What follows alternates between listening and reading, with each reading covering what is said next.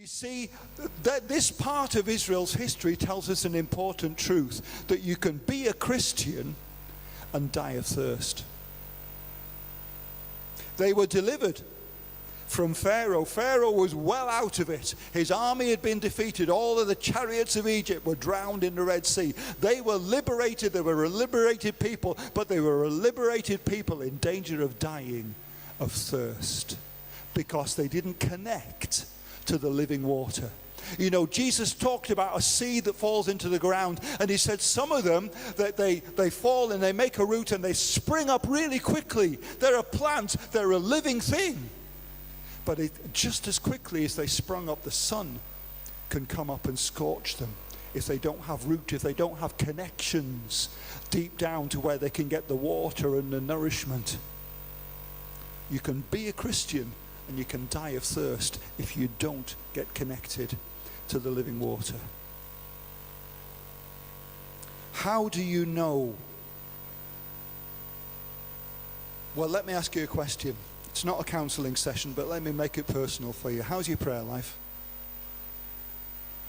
How's your devotional life? How is your connection with the Lord? How is your reading of the Word? Do you know not just how to read a bit of the Word for today or a chapter of your Bible, but more than that, do you know how to connect? Do you know how to feed on the Word? Do you know how to connect with God through prayer? Do you know how to connect with Him through praise? Do you know how to connect with Him through the Word? Those are the things that you're going to need in order to be able to fight. You cannot rely on Sunday.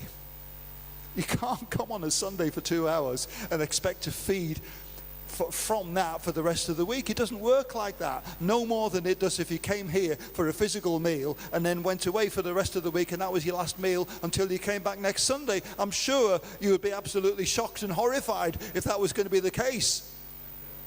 That you got one of Jeff's burgers and some chips or a chicken panini or whatever it is, and then that's it.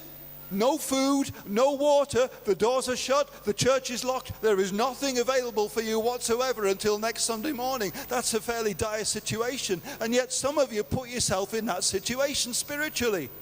How crazy is that? You need to know how to access the Lord in your bedroom, in your dining room.